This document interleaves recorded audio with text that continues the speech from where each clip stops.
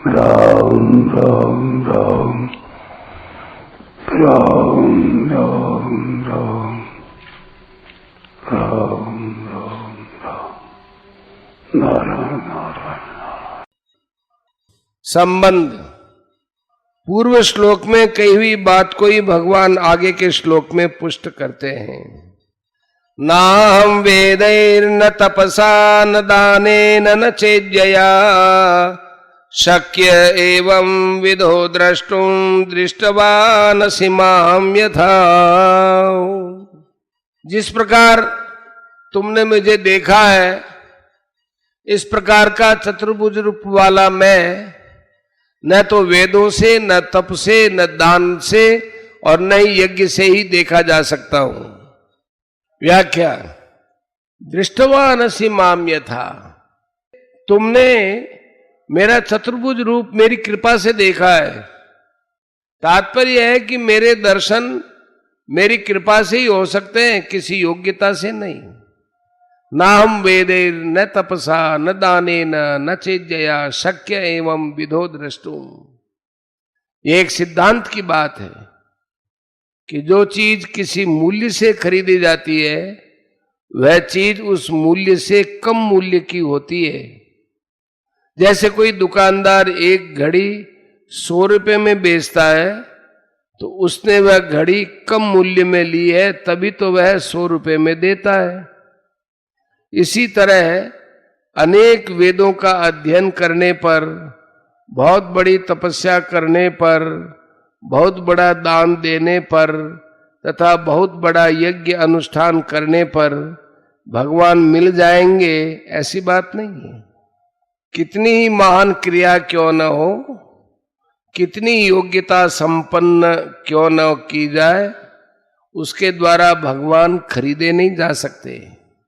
वे सब के सब मिलकर भी भगवत प्राप्ति का मूल्य नहीं हो सकते। उनके द्वारा भगवान पर अधिकार नहीं जमाया जा सकता। अर्जुन ने इसी अध्याय के 43वें श्लोक में साफ कहा है कि त्रिलोकी में आपके समान भी कोई नहीं है, फिर आपसे अधिक हो ही कैसे सकता है। तात्पर्य है कि आपसे अधिक हुए बिना आप पर अधिकार नहीं किया जा सकता। सांसारिक चीजों में तो अधिक योग्यता वाला कम योग्यता वाले पर आधिपत्य कर सकता है। अधिक बुद्धिमान कम बुद्धि वालों पर अपना रौब जमा सकता है। अधिक धनवान निर्धनों पर अपनी अधिकता प्रकट कर सकता है। परंतु भगवान किसी बल, बुद्धि, योग्यता, व्यक्ति, वस्तु आदि से खरीदे नहीं जा सकते।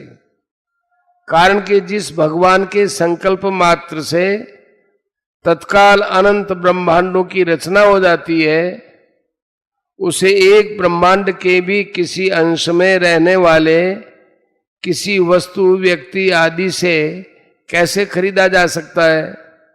तात्पर्य यह है कि भगवान की प्राप्ति केवल भगवान की कृपा से ही होती है। वह कृपा तब प्राप्त होती है जब मनुष्य अपनी सामर्थ्य, समय, समझ, सामग्री आदि को भगवान के सर्वथा अर्पण करके अपने में सर्वथा निर्बलता, अयोग्यता का अनुभव करता है। अपने बल, योग्यता आदि का किंचन मात्र भी अभिमान नहीं करता है। इस प्रकार जब वह सर्वथा निर्बल होकर अपने आप को भगवान के सर्वथा समर्पित करके अनन्य भाव से भगवान को पुकारता है, तब भगवान तत्काल प्रकट हो जाते हैं।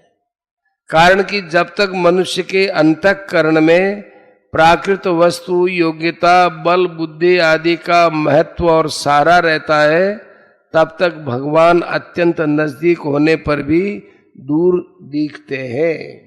इस श्लोक में जो दुर्लभता बताई गई है, वह चतुर्भुज रूप के लिए ही बतलाई गई है, विश्व रूप के लिए नहीं। अगर इसको विश्व रूप के लिए ही मान लिया जाए तो पुनरुक्ति दोष आ जाएगा, क्योंकि पहले 48वें श्लोक में विश्व रूप की दुर्लभता बताई जा चुकी है। दूसरी बात, आगे के श्लोक में भगवान ने अनन्य भक्ति से अपने को देखा जाना शक्य बताया है। विश्व रूप में अनन्य भक्ति हो ही नहीं सकती, क्योंकि अर्जुन जैसे शूरवीर पुरुष भगवान से दिव्य दृष्टि प्राप्त करके भी विश्व रूप को देखकर भयभीत हो गए, तो उस रूप में अनन्य भक्ति, अनन्य प्रेम, आकर्षण कैसे हो सकता है? अर्थात नहीं हो सकता।